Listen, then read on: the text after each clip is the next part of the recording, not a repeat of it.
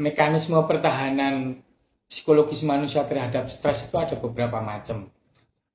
Saya ungkapkan beberapa mekanisme dasar pertahanan terhadap stres. Jadi ketika ada masalah datang, reaksi orang itu berbeda-beda. Reaksi ini akan menentukan kita tetap sehat jiwa atau tidak. Mekanisme pertama itu penekanan. Jadi ketika kita ada masalah, atau misalnya masalah kesehatan, misalnya kita sedang sakit demam atau sudah mulai sakit tenggorokan, tetapi kita berusaha melupakannya dengan kita tetap bekerja, bahkan malah ada yang lembur. Dia berusaha melupakannya dengan harapan masalah tersebut akan hilang sendiri. Itu namanya represi.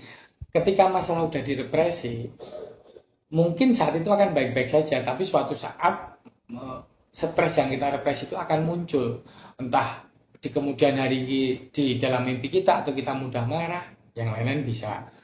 Kemudian yang kedua, regresi, atau kita kembali ke anak-anak lagi.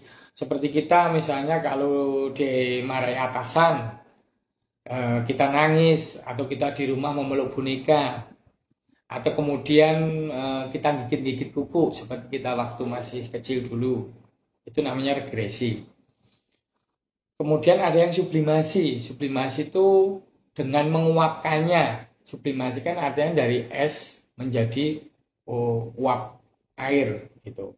Misalnya kita sedang ribut dengan pasangan, terus kita berusaha ke gym, atau kita olahraga, atau kita badminton. Itu termasuk mekanisme pertahanan yang baik. Kemudian ada yang namanya mekanisme pertahanan formasi, aksi formasi. Jadi ketika misalnya pada saat diputus pacar, harusnya kan sedih, tapi malah pura-pura bahagia dengan misalnya ke diskotik, atau kemudian ke tempat yang menyenangkan sambil nyanyi-nyanyi begitu. Itu juga mekanisme yang mendekati denial, tapi membuat aksi yang sebaliknya. Dan itu nggak akan bertahan lama, atau nanti pulang dari situ juga akan sedih lagi. Kemudian ada juga intelektualisasi, atau mungkin bahasa lainnya rasionalisasi. Jadi berusaha ketika ada masalah datang, misalnya ketika kita mau minjem, mau kredit rumah yang agak mewah, agak besar, terus kemudian kita ditolak oleh bank karena kemampuan kita nggak mencukupi misalnya.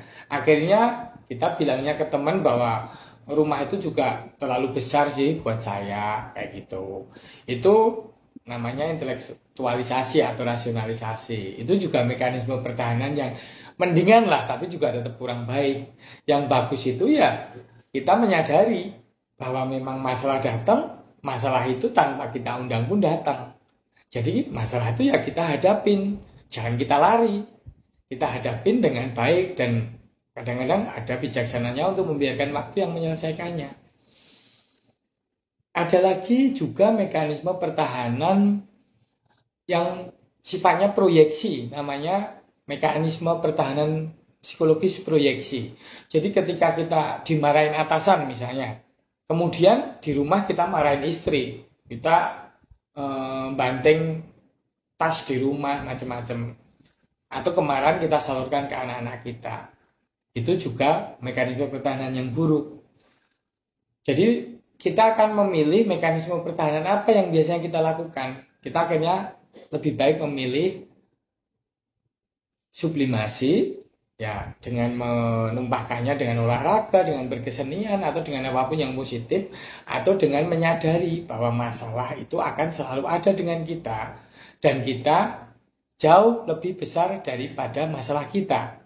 Selalu prinsip bahwa ketika kita menyadari bahwa kita atau apa yang sudah terjadi dari masa lalu sampai sekarang, bahwa ternyata masalah juga bisa kita selesaikan, bahwa kita itu lebih besar dari masalah kita. Atau kalau kita ingat aja bahwa Tuhan itu tidak akan memberikan cobaan yang melebihi kekuatan umatnya. Itu sering kita baca berulang-ulang, tapi kita lupakan, bukan?